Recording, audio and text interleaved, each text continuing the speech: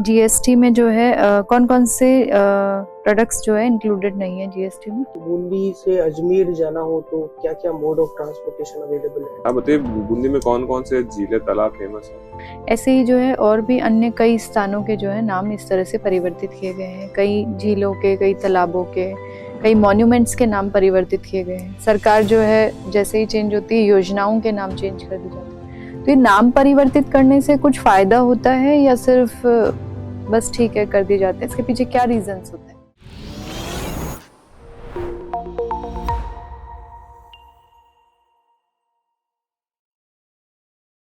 मैं कमेंट में नमस्ते सर। Hello sir. बैठे। Thank you ma'am. आप क्या काम करते हैं? मैम मैं अभी कमर्शियल टैक्सेस डिपार्टमेंट में स्टेट टैक्स ऑफिसर के पद पर कार्यरत हूँ। अच्छा, कमर्शियल टैक्सेस ये क्या होते हैं कमर्शियल टैक्सेस? मैम राजस्थान सरकार के जो भी इनडायरेक्ट टैक्सेस है बेसिकली वो कमर्शियल टैक्सेस के अंतर्गत आते हैं, जैसे वेट और अभी 1 जुलाई 2017 के बाद से जीएसटी। अच्छा, जीएसटी में जो है कौन कौन से प्रोडक्ट्स जो है इंक्लूडेड नहीं है जीएसटी में? मैम 5 पेट्रोलियम प्रोडक्ट्स है और एक लीकर है फॉर ह्यूमन कंजम्पशन। अच्छा, ये टैक्स हेवन्स क्या होते हैं? Sorry, tax haven? Tax haven ma'am basically tax haven ऐसी कंट्रीज या फिर ऐसे स्थानों को बोला जाता है जहां पर सरकार, वहां की जो सरकार है उनके द्वारा टैक्स से संबंधित काफी सारी छूट दी जाती है, इसलिए वहां और इसके अलावा वहां पर जो टैक्स से संबंधित जो भी नियम होते हैं वो आसान होते हैं, इस वजह से इनको टैक्स हेवन कहा जाता है। टैक्स का यूज कहाँ करती है गवर्नमेंट? जो टैक्स वसूल करती है हमसे उसका यूज कहाँ करती है? टैक्स का यूज मैम बेसिकली जो पब्लिक वेलफेयर के लिए, इंफ्रास्ट्रक्चर क्रिएट करने के लिए, बाकी जो भी बुनियादी सुविधाएं जैसे शिक्षा, स्वास्थ्य, पेयजल इत्यादि सुविधाएं प्रदान करने के लिए। तो जो कंट्रीज टैक्स हेवन्स हैं जहाँ पर टैक्स लगाया ही नहीं जाता है तो वहाँ ये सब का डेवलपमेंट फिर कैसे होता है? मैम वहां पे भी लगाया जाता है, ऐसा नहीं है कि टैक्स नहीं लगाया जाता है, परंतु जो टैक्स की रेट्स होती है वो काफी कम होती है। इसकी वजह से वहां पर जो विदेशी निवेशक है वो अपनी जो छोटी मोटी या फिर डमी फर्म से वो खोल के रखते हैं, जिसकी वजह से अगर कम टैक्स रहता है तो वहां पर इस प्रकार का निवेश ज्यादा होता है, उसी से वहां की सरकार को जो रेवेन्यू मिलता है उसी से डेवलपमेंट के कार्य किए जाते हैं। अच्छा, ये सेस और सरचार्ज क्या होता है? मैम जो सेस होता है, सेस किसी विशिष्ट उद्देश्य की पूर्ति के लिए लगाया जाता है और विशिष्ट उद्देश्य की पूर्ति के बाद सेस को समाप्त कर दिया जाता है, जैसे काउ कंजर्वेशन सेस हो गया, एजुकेशन सेस हो गया। जबकि जो सरचार्ज है, सरचार्ज भी एक प्रकार का टैक्स होता है, ये हायर इनकम ग्रुप वाले लोगों के ऊपर लगाया जाता है। अच्छा, अभी जो है इनकम टैक्स से रिलेटेड कोई नई पॉलिसी लाने की कोई बात? जी मैम जो इनकम टैक्स एक्ट 1961 है उसमें सुधार करने के लिए अभी एक कमेटी का गठन किया गया है, उस कमेटी के द्वारा उसका ड्राफ्ट तैयार किया गया है और अभी उसी में संशोधन करने के लिए नया बिल क्या संशोधन प्रस्तावित है, मतलब क्या किए जाने हैं? मैम एग्जैक्टली तो मुझे याद नहीं है। आपको नहीं जाने, कोई बात नहीं।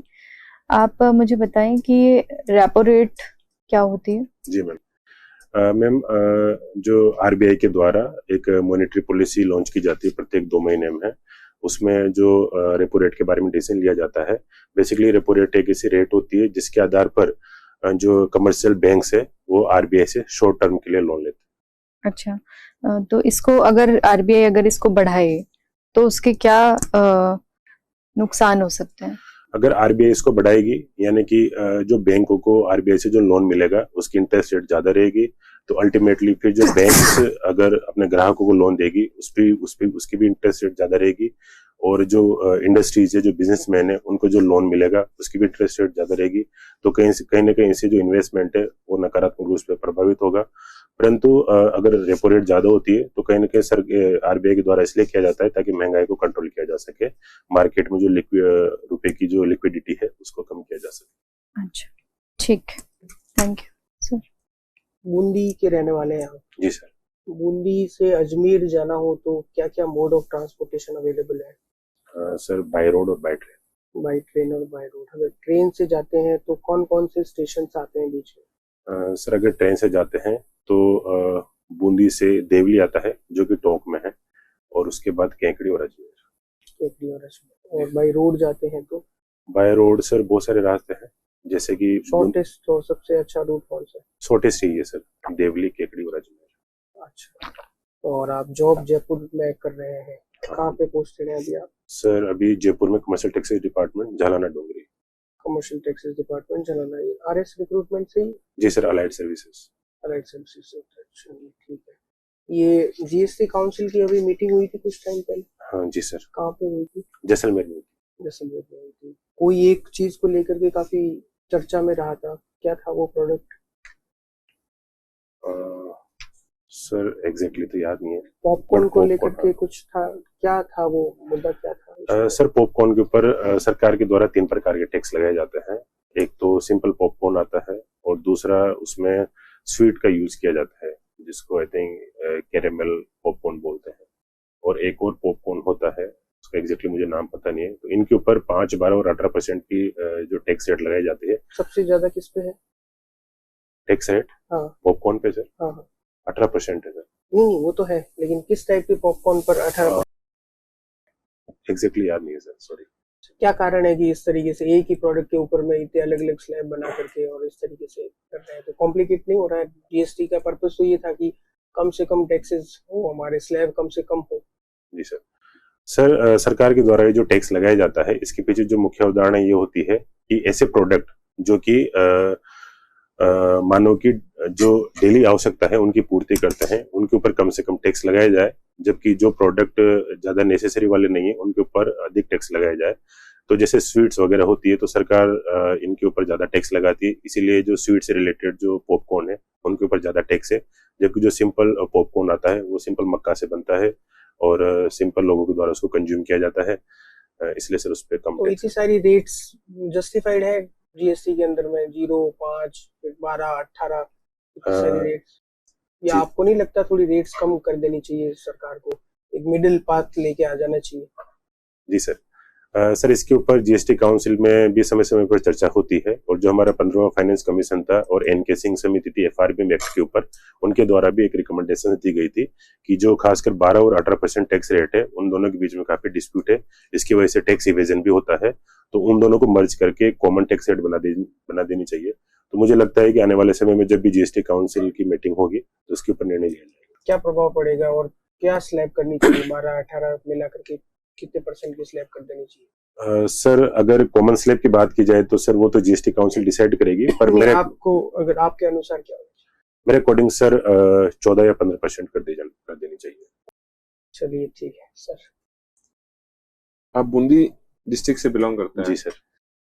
मैं रिसेंटली घूमने गया था बूंदी, मैंने देखा बहुत आर्किटेक्चरल, वहाँ का रिच आर्किटेक्चर है, पेंटिंग्स बहुत फेमस है, सागर या तालाब पॉन्ड्स भी काफी हैं, लेकिन फिर भी टूरिज्म इतना पीछे क्यों है? टूरिज्म 0 के मात्रा है वहाँ पे, क्या रीजन देखते हैं आप? सॉरी सर, बट ऐसा भी नहीं है कि टूरिज्म बिल्कुल कम है वहाँ पे। राजस्थान के कंपेयर, आज राजस्थान में कोई आएगा तो उसकी जो होती है ना प्रेफरेंस लिस्ट, उसमें बूंदी कौन से नंबर पे होगा? सर वैसे तो पीछे है, वही मैं बोल रहा हूँ। सर इसके जो मुख्य कारण मैं देखता हूँ, एक तो ये है कि सर वहाँ पे जो बुनियादी सुविधाएं उनकी काफी कमी है, जैसे कि रोड बिल्कुल टूटे हुए हैं, खासकर जो सिटी वाला एरिया है। दूसरी बात है कि सर जो टूरिस्ट के लिए, जैसे वहाँ रुकने के लिए केवल एक बड़ा होटल है, उसके अलावा वहाँ पर कोई दूसरे होटल नहीं है, मतलब अच्छे स्तर के होटल नहीं है। और तीसरी बात है कि सरकार के द्वारा कहीं ना कहीं पर्यटन को बढ़ावा देने के लिए वहाँ ऐसा कोई फैसिलिटेशन सेंटर भी स्थापित नहीं किया गया है, ताकि अगर पर्यटकों को किसी प्रकार की कोई दिक्कत आती है, जैसे एक बार एक पर्यटक है वो केले का छिलका लेकर पूरे बूंदी में घूम गया था, परंतु उसको डस्टबिन नहीं मिला था, तो फिर जिला कलेक्टर के द्वारा इसकी शिकायत की गई थी। तो इस प्रकार की सुविधाओं की कमी है, इसकी वजह से पर्यटन नहीं बढ़ रहा। जी सर। तो क्या आप अगर वहां का आपको एसडीएम बनाया जाए बूंदी ब्लॉक में, तो आप क्या सुधार करेंगे? जी सर पहले तो मैं कोशिश करूंगा कि एक सुविधा केंद्र बनाया जाए, ताकि जैसे कि हम देखते हैं कि प्राइवेट कंपनी या फिर जो प्राइवेट ऐसे स्थान होते हैं जहाँ पर कस्टमर केयर की फैसिलिटी अवेलेबल होती है, तो जो टूरिस्ट वहां पे आए उनकी जो भी अगर कोई भी किसी प्रकार की कोई भी समस्या है, ठीक है, सुविधा केंद्र इन्फॉर्मेशन के लिए बना ले। आजकल गूगल है, सबको वैसे ही पता है, कोई ज्यादा जाते भी नहीं है। जयपुर में आप गए कभी कहीं घूमने, रुकते हैं आप सुविधा केंद्र पे? नहीं सर, ये तो किताबी बात है। चलिए आप और बताइए, और क्या करेंगे? दूसरा ये है कि सर जैसे वहां पे मतलब जो भी लॉजेज है, जो भी धर्मशालाएं हैं, उनका मैं कोशिश करूंगा कि जो स्थानीय जनप्रतिनिधि या फिर जो भामाशाह है उनके माध्यम से उनको और ज्यादा डेवलप करने की कोशिश करूं, उनके अंदर फैसिलिटी प्रोवाइड करने की कोशिश करूं। बिजनेस है, भामाशाह तो बिजनेस के पर्पज से आता है, बिजनेस के पर्पज से नहीं आता है, वो तो बिजनेस एक्टिविटीज है। सर बहुत सारे लोग वेलफेयर के उद्देश्य से भी मतलब कर सकते हैं डोनेट। चलिए ठीक है, मान लेते हैं। और बताइए। और सर जैसे कि मतलब डेवलपमेंट के कार्य जैसे बीडीओ वगैरह इनके द्वारा किए जाते हैं, तो जब भी इनके साथ में कभी मीटिंग होती है तो उन मीटिंग के माध्यम से उनको वहाँ की जो परिस्थितियां हैं उनके बारे में अवगत कराया जा सकता है, जैसे रोड, टॉयलेट वगैरह इस टाइप की जो भी सुविधा, जो भी प्रॉब्लम्स है उनको इसके बारे में अवगत कराया जा सकता है और इनके बारे में इम्प्रूवमेंट लाने की कोशिश की जाएगी। चलिए ठीक है, मान लेते हैं। आप बताइए बूंदी में कौन कौन से झीलें, तालाब फेमस है? सर बूंदी को बावड़ियों का शहर कहा जाता है। काफी सारी बावड़ियां हैं, जैसे रानी जी की बावड़ी, नागर सागर कुंड, दाबाई कुंड। इसके अलावा वहाँ पे 2 बड़े तालाब है, नवल सागर, जेत सागर। तो रानी जी की बावड़ी कब बनाई गई? सर ये 1625 ईस्वी में इसका निर्माण करवाया गया था। किसके द्वारा? राव अनिरुद्ध सिंह की पत्नी थी रानी नाथावती जी के द्वारा। ये एक फेमस छतरी भी है राव अनिरुद्ध सिंह जी की। जी सर। किसने बनवाई और किसकी है वो? सर वो राव अनिरुद्ध सिंह जी के द्वारा ही बनाई गई थी। 84 का मुख छतरी बोलते हैं उसको। किसके लिए बनवाई गई थी, किसकी याद में? सर एग्जैक्टली याद नहीं है। चलिए कोई बात नहीं। आपने IIT BHU से अपनी ग्रेजुएशन की है। बनारस हिंदू सभ्यता का बहुत बड़ा आज भी उसका रेलेवेंस है। जी सर। आप मानते हैं? जी सर। और अयोध्या भी बहुत बड़ा रेलेवेंस है। आप प्रयागराज को भी देख रहे रेलेवेंस है। अब ये नहीं देखते कि यूपी के पूरे ही कल्चर को है ना वापस हिंदुआइज्ड किया जा रहा है ना, क्या बोलते, भगवा रंग उड़ाया जा रहा है। आप इस बात से सहमत हैं कि जब से बीजेपी गवर्नमेंट आई है वहां पे देश में एक डायरेक्शन में जा रहा है? सर मैं इससे सहमत तो नहीं हूँ, क्योंकि बनारस में जब बीजेपी गवर्नमेंट नहीं थी उससे पहले भी जैसे वहाँ पे काफी सारे टेम्पल है, जो 12 ज्योतिर्लिंगों में से एक ज्योतिर्लिंग वहाँ पे है, भगवान विश्वनाथ जी का मंदिर है। तो उससे पहले भी वहाँ पे जो हिंदू संस्कृति है उसकी काफी अच्छी छाप थी। प्रयागराज जैसे वहाँ पे पहले भी मतलब कुंभों का आयोजन किया जाता था, अभी भी कुंभ का आयोजन किया जा रहा है। और रही बात अयोध्या की, तो अयोध्या में राम मंदिर का मुद्दा पहले से चल रहा था, और हालांकि राम मंदिर का मुद्दा सुलझ गया है तो वहाँ पे मंदिर का निर्माण कर दिया गया है। तो ठीक है, गुड गुड। अभी हम देख रहे हैं कि जो सोने की कीमतें हैं पिछले कुछ टाइम से जो है लगातार बढ़ रही हैं। क्या रीजंस हैं उसके? मैं इसके जो कारण मानता हूँ, पहला कारण तो ये है कि अमेरिका की जो ट्रेड पॉलिसी है उसके कारण ट्रेड वॉर का खतरा बढ़ा है, और जो ग्लोबल इकोनॉमी में स्लो डाउन की स्थिति आ सकती है, और मंदी की भी आशंका जताई जा रही है। ऐसे समय में सोने में निवेश को सबसे अच्छा निवेश माना जाता है। दूसरी बात है कि अगर भारत के संदर्भ में देखा जाए तो पिछले कुछ समय में डॉलर के मुकाबले रुपए की जो कीमत है उसमें लगातार गिरावट देखी जा रही है। इस वजह से भी सोने की कीमत बढ़ रही है। और तीसरा मैम जो मुख्य कारण ये है कि जो भारत में शादियों का सीजन आ रहा है अभी, तो इसकी वजह से भी जो उसकी खरीदारी बढ़ रही है। एक ही तो कारण चलता है ये साथ में। इससे पहले मंदी कब आई थी मैम? एक तो कोरोना के समय, लेकिन उसकी जो इंटेंसिटी इतनी ज्यादा नहीं थी। उससे पहले 2008 में आई थी जो मेजर। ठीक है। आपने अभी सर से बात करते हुए प्रयागराज की चर्चा की। क्या प्रयागराज ही नाम था इसका पहले भी? मैम पहले इलाहाबाद नाम था। इलाहाबाद नाम था। ऐसे ही जो है और भी अन्य कई स्थानों के जो है नाम इस तरह से परिवर्तित किए गए हैं। कई झीलों के, कई तालाबों के, कई मॉन्यूमेंट्स के नाम परिवर्तित किए गए हैं। सरकार जो है जैसे ही चेंज होती है योजनाओं के नाम चेंज कर दी जाते हैं। तो ये नाम परिवर्तित करने से कुछ फायदा होता है या सिर्फ बस ठीक है कर दिए जाते हैं? इसके पीछे क्या रीजंस होते हैं? मैम इसके पीछे जो मुझे कारण लगता है कि जो स्थानीय लोग हैं उनकी आस्था जुड़ी होती है उस पर्टिकुलर स्थान से। तो कहीं ना कहीं उनकी जो आवश्यकता है, उनकी जो आस्था है, उनका जो ट्रस्ट है, उसको ध्यान में रखकर नाम परिवर्तन किया जाता है। तो इसका कोई लाभ होता है? इसका लाभ ये होता है कि मैम इसके 2 कारण है। एक तो पॉलिटिकल कारण है और दूसरा इसका स्थानीय कारण है।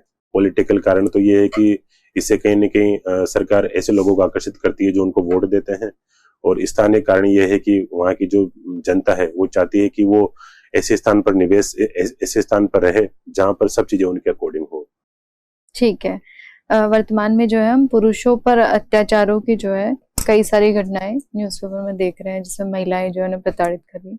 आपको क्या लगता है पुरुषों के प्रोटेक्शन के लिए जो है कोई कानून बनना चाहिए जो स्पेसिफिक उन्हीं के लिए हो, जहां वो शिकायत दर्ज कर सके, अपनी बात रख सके? मैम ऐसे कानून की संभावना तो है कि बनना चाहिए, गुंजाइश है कानून की, क्योंकि बहुत सी बार ऐसा देखा जाता है कि जैसे कि खासकर अभी तलाक के मामले में देखा जा रहा है कि जो एलिमनी वगैरह मांगी जाती है महिलाओं के द्वारा, इसका बहुत गलत इस्तेमाल किया जा रहा है। तो प्रोटेक्शन के लिए गुंजाइश है। तो ये जो तलाक के मामले बढ़ रहे हैं इसके लिए आप किन्हें जिम्मेदार मानते हैं? महिलाओं को? कि महिलाएं ज्यादा पढ़ने लग गई हैं और अपने अधिकारों के प्रति अवेयर होने लग गई हैं, तो वो तलाक की तरफ जो है रुख कर रही हैं। मैम, इसका अकेला कारण महिलाएं नहीं है। हमारा जो समाज है कहीं ना कहीं पितृसत्तात्मक सोच वाला समाज है। चूंकि अब महिलाएं अपने अधिकारों के प्रति जागरूक हो रही है, वो नहीं चाहती कि वो घर की जो चार दीवारी उसमें बैठी रहे। उनको भी अपने अधिकारों के प्रति उनमें जब से जागरूकता आई है, तब से उन्होंने अपने अधिकारों के लिए और ज्यादा मांग की है। वो आर्थिक रूप से आत्मनिर्भर हो गई है। तो कहीं ना कहीं जो पितृसत्तात्मक सोच में जो पुरुष है वो इस चीज को एक्सेप्ट नहीं कर पा रहे और दोनों के बीच में टसल उत्पन्न हो जाता है। ठीक, आपका इंटरव्यू हो गया, आप जा सकते हैं। Okay, thank you sir.